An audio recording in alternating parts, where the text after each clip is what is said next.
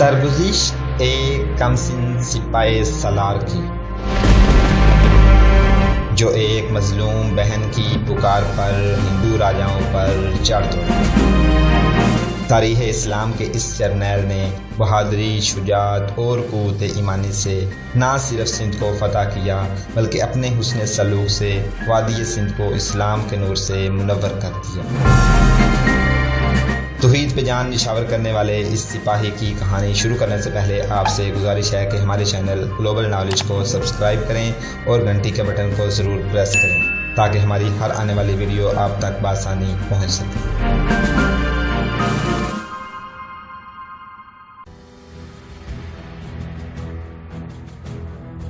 محمد بن قاسم نے وہاں سے ہندوستان کے مختلف راجیوں کو خطوط لکھے کہ وہ اسلام قبول کر لیں۔ ان خطوط میں اس نے ایسی کوئی دھمکی نہ دی کہ وہ اسلام قبول نہیں کریں گے تو ان پر حملہ کیا جائے گا یا ان سے جزیہ وصول کیا جائے گا۔ اس نے اسلام کی بنیادی تعلیمات اور خوبیاں لکھیں اور یہ بھی لکھا کہ اس نے اس وقت تک جو شہر فتح کیے ہیں وہاں کے لوگوں سے معلوم کیا جائے کہ انہیں اسلام کی یہ خوبیاں عملی طور پر نظر آئی ہیں یا نہیں۔ محمد بن قاسم ابھی دہلیلا میں ہی تھا کہ اسے اطلاع ملی کہ 4 آدمیوں کا ایک وفد اسے ملنا چاہتا ہے۔ یہ چاروں ہندو تھے۔ محمد بن قاسم سے ملنے سے پہلے انہیں شبان سقفی کے پاس لے جایا گیا تھا۔ یہ شبان سقفی کا حکم تھا کہ کوئی اجنبی محمد بن قاسم سے ملنا چاہے تو پہلے اسے اس کے پاس لایا جائے۔ یہ محمد بن قاسم کی حفاظت کا انتظام تھا۔ ملاقات کے بہانے آنے والے اجنبی اس پر قاتلانہ حملہ بھی کر سکتے تھے۔ محمد بن قاسم کے پوچھنے پر ان 4 آدمیوں نے اپنا تعارف یہ کرایا کہ وہ راجہ داہر کے وزیر سیاکر کی طرف سے آئے ہیں اور سیاکر محمد بن قاسم کی اطاعت قبول کرنا چاہتا ہے اور وہ اسلام قبول کرے نہ کرے ہمیشہ محمد بن قاسم کے ساتھ رہے گا۔ سیاکر راجہ داہر کا نہایت دانا اور قابل وزیر تھا اور شبان سقفی اور محمد بن قاسم تک اس کی قابلیت کی خبر پہلے ہی پہنچ چکی تھی۔ جب ان دونوں کو معلوم ہوا کہ سیاکر ان کی اطاعت قبول کر کے مسلمان ہونا چاہتا ہے تو محمد بن قاسم کو قدرتی طور پر خوشی ہوئی۔ اس نے 4 آدمیوں کے اس وفد کو معافی کا پرواز دے کر رخصت کر دیا۔ چند ہی روز بعد سیاکر خود محمد بن قاسم کی خدمت میں حاضر ہوا۔ بعض مورخین نے لکھا ہے کہ محمد بن قاسم کے حملے سے پہلے جن عورتوں اور بچوں کو راجہ داہر کے حکم سے قید کیا گیا تھا اور جو واقعہ اس حملے کی وجہ بنا، ان میں وہ ساری کی ساری عورتیں دیبل کے قید خانے میں نہیں تھیں۔ دیبل کی فتح کے وقت وہاں پر قید عورتوں کو دیبل کے قید خانے سے رہا کرایا گیا تھا۔ بعض عورتوں کو دوسرے قید خانوں میں بھی رکھا گیا تھا۔ تاریخ کو ان عورتوں کی صحیح تعداد کا علم نہیں، لیکن تاریخوں میں لکھا ہے کہ کچھ قیدی عورتیں داہر کے اس وزیر سیاکر کے قبضے میں تھیں جو وہ محمد بن قاسم کی خوشنودی کے لیے اپنے ہمراہ لے کر آیا اور جنہیں محمد بن قاسم نے فوراً عرب بھجوا دیا۔ سیاکر جن عورتوں کو لایا ان کی تعداد 10 کے لگ بھگ تھی۔ یہ کوئی خوبصورت اور جوان لڑکیاں نہیں تھیں بلکہ محنت مشقت کرنے والی عورتیں تھیں۔ یہ غالباً سر اندیب سے عرب کو جانے والے تاجروں کی نوکرانیاں تھیں اور یہ بدو قبائل سے تعلق رکھتی تھیں۔ محمد بن قاسم کو ان عورتوں کے متعلق پہلے علم ہی نہیں تھا۔ اسے یہ بتایا گیا تھا کہ تمام قیدی مرد اور عورتیں دیبل کے قید خانے میں بند تھیں۔ جب ان عورتوں کو داہر کا وزیر سیاکر محمد بن قاسم کے پاس لایا تو محمد بن قاسم نے ان کے ساتھ عربی میں بات کی۔ اس کے جواب میں عورتوں نے بھی عربی میں بات کی۔ تم سے یہ لوگ کیا کام لیتے رہے ہیں؟ محمد بن قاسم نے ان سے عربی زبان میں پوچھا۔ اروڑ کے محل میں جھاڑو اور کپڑے دھونے کا کام ہمارے سپرد تھا، ایک عورت نے جواب دیا۔ ہم اسی طرح کے نیچ کام کیا کرتی تھیں۔ کیا وہاں تمہیں کسی طرح تانگ یا پریشان کیا جاتا تھا؟ ہم اپنے ملکوں کے ہاں بھی یہی کام کرتی تھیں، ایک اور عورت بولی۔ ہندو کے اس محل میں بھی ہم سے یہی کام لیا جاتا تھا۔ یہ اپنا بچا ہوا کھانا ہمیں دے دیتے تھے۔ ان کے ساتھ باتیں ہوئی تو معلوم ہوا کہ یہ پیدائشی غلام ہیں جو اتنا بھی احساس نہیں رکھتی کہ وہ کس کی نوکرانیاں ہیں۔ انہیں اتنا ہی یاد رہ گیا تھا کہ وہ مسلمان ہیں۔ سالار محترم، داہر کے وزیر سیاکر نے ترجمان کی معرفت کہا، اپنا اعتماد پیدا کرنے کے لیے یہی ایک تحفہ بہتر سمجھتا تھا جو لے آیا ہوں۔ تمہیں اب ہماری اطاعت قبول کرنے کا خیال کیوں آیا ہے؟ محمد بن قاسم نے پوچھا۔ کیونکہ میں اب آزادی سے سوچنے کے قابل ہوا ہوں، سیاکر نے جواب دیا۔ میں راجہ داہر کا وزیر تھا لیکن اپنے تمام خاندان سمیت راجہ کا قیدی تھا۔ ہم راجہ کو مشورے تو دیا کرتے تھے لیکن یہ سوچنا پڑتا تھا کہ راجہ کس قسم کے مشورے پسند کرتا ہے۔ جب اس نے عرب کے جہاز لوٹنے اور مسافروں کو قید میں ڈالنے کا حکم دیا تھا تو میں نے اسے کہا تھا کہ عربوں کی نظریں پہلے ہی سندھ پر لگی ہوئی ہیں اور عرب پہلے ہی مکران کے ایک حصے پر قابض ہیں، اس لیے عربوں کو اشتعال نہ دلایا جائے، لیکن وہ نہ مانا۔ اس کا دماغ تو اس طرح خراب ہوا کہ ہماری فوج نے آپ کے 2 سالاروں کو یکے بعد دیگرے شکست دی۔ راجہ طاہر پر دراصل ایک اور وزیر کا زیادہ اثر تھا جس کا نام بدہیمن تھا۔ اس وزیر نے ہی اسے مشورہ دیا تھا کہ اپنی سگی بہن کے ساتھ شادی کر لو۔ کیا تمہارے مذہبی پیشواؤں نے راجہ طاہر کو یہ نہیں بتایا تھا کہ مذہب سگے بہن بھائی کو آپس میں میاں بیوی بننے کی اجازت نہیں دیتا؟ محمد بن قاسم نے پوچھا۔ مذہبی پیشوا سیاکر نے طنزیہ مسکراہٹ سے کہا، مذہبی پیشوا بھی اس کی خواہشوں کی پسند و ناپسند اور اس کے تہمات کے غلام تھے۔ ہمارے راجہ کو مذہب کی بجائے اپنا راج پاٹ زیادہ پیارا تھا۔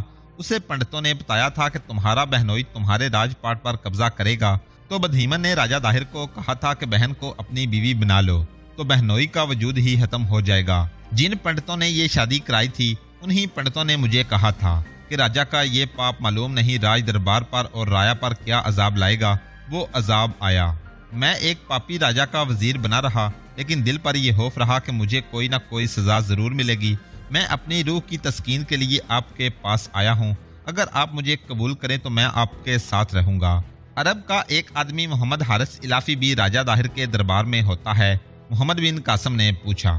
وہ اب طاہر کے بیٹے جے سینا کے ساتھ ہے، سیاکر نے کہا۔ وہ کیسا آدمی ہے؟ محمد بن قاسم نے پوچھا۔ اس کی وفاداریاں کس کے ساتھ ہیں؟ وہ دوگلا آدمی ہے، سیاکر نے جواب دیا۔ میں جانتا ہوں کہ وہ آپ کو بڑے قیمتی راز دیتا رہا ہے، لیکن وہ اتنا ہی وفادار راجہ طاہر کا بھی تھا۔ میں کہہ سکتا ہوں کہ وہ عرب کے حکمرانوں کا باغی ہے، لیکن اسلام کا باغی نہیں۔ یہ اسی کی بدولت ہے کہ آپ کے باغی عرب غیر جانبدار ہیں۔ راجہ طاہر نے انہیں بہت لالچ دیے تھے، لیکن الافی نے انہیں درپردہ کہہ دیا کہ وہ مسلمانوں کے خلاف ہتھیار نہیں اٹھائیں گے۔ راجہ طاہر نے انہیں دھمکی دی کہ وہ انہیں اپنے علاقے سے نکال دے گا۔ محمد حارث الافی نے میری موجودگی میں راجہ طاہر سے کہا تھا کہ ان عربوں کو اس نے یہاں سے نکل جانے کو کہا تو یہ عرب سے آئی ہوئی فوج کے بڑے مضبوط بن جائیں گے اور یہ اروڑ کی راج دہانی کے لیے زبردست خطرہ پیدا کر دیں گے۔ محمد بن قاسم ایسا اناڑی یا جذباتی نہیں تھا کہ دشمن کے وزیر کو اس کی باتوں میں آ کر اعتماد میں لے لیتا۔ اس نے سیاکر کو بظاہر قبول کر لیا اور حکم جاری کر دیا کہ اسے اپنے ساتھ رکھا جائے اور اسے وہ درجہ دیا جائے جو اسے راجہ طاہر کے ہاں حاصل تھا۔ محمد بن قاسم نے شبان صفی سے کہا کہ وہ اس شخص پر گہری نظر رکھے اور دیکھے کہ یہ کسی اور نیت سے تو نہیں آیا۔ محمد بن قاسم نے دہلیلا سے کوچ کیا۔ فاصلہ زیادہ نہیں تھا۔ آگے ایک چھوٹا دریا تھا جو جلوالی نہر کہلاتا تھا۔ گزرتی صدیوں نے سندھ کے چھوٹے چھوٹے دریاؤں کو خشک کر کے ان کی گزرگاہوں کا بھی نام و نشان نہیں رہنے دیا۔ اس زمانے میں یہ دریا موجود تھے اور آب و تاب سے بہتے تھے۔ مسلمان فوج نے جلوانی نہر کے مشرق کی طرف آخری پڑاؤ کیا۔ محمد بن قاسم نے راجہ طاہر کے بیٹے جے سینا کو ایک تحریری پیغام بھیجا جس میں اس نے لکھا کہ تم نے اپنے باپ کا انجام دیکھ لیا ہے، سندھ تمہارے خاندان کے ہاتھ سے نکل گیا ہے، تم کب تک بھاگے بھاگے پھرو گے اور کہاں تک بھاگو گے؟ برہمن آباد میں تم نے پناہ لی ہے، اسے بھی عارضی سمجھو۔ تمہارے لشکر، تمہارے ہاتھی اور گھوڑے ہم سے کوئی قلعہ نہیں بچا سکے اور کسی بھی میدان میں ہمارے مقابلے میں نہیں ٹھہر سکے۔ تمہارے لیے ایک ہی راستہ رہ گیا ہے کہ اسلام قبول کر لو، پھر تم نہ صرف زندہ رہو گے بلکہ وقار اور عزت کی زندگی گزارو گے۔ اگر یہ منظور نہیں تو ہماری اطاعت قبول کر لو، پھر تم ہمارے قیدی نہیں رہو گے اور ہم تمہیں غلام بنائیں گے۔ تمہاری عزت اور حیثیت میں کوئی فرق نہیں آئے گا۔ اگر یہ بھی منظور نہیں تو ہم آ رہے ہیں، ایک ایسی لڑائی کے لیے تیار ہو جاؤ جو تم نہیں جیت سکو گے۔ ہمیں اپنے اللہ پر بھروسہ ہے اور وہی ہماری فتح کا ضامن ہے۔ قاصد پیغام لے کر چلا گیا اور واپس بھی آ گیا۔ اس نے بتایا کہ اسے قلعے کے دروازے پر روک کر پوچھا گیا کہ وہ کیوں آیا ہے۔ اس نے بتایا کہ راجکمار جے سینا کے نام سالار عرب امیر سندھ محمد بن قاسم کا پیغام لایا ہوں۔ اسے قلعہ دار کے پاس لے گئے۔ کیا یہ پیغام کسی اور کو دے سکتے ہو؟ قلعہ دار نے پوچھا اور اسے بتایا۔ جے سینا یہاں نہیں ہے۔ نہیں، قاصد نے جواب دیا۔ راجہ طاہر کے بعد وہی ہیں جو فیصلہ کرنے کا اختیار رکھتے ہیں۔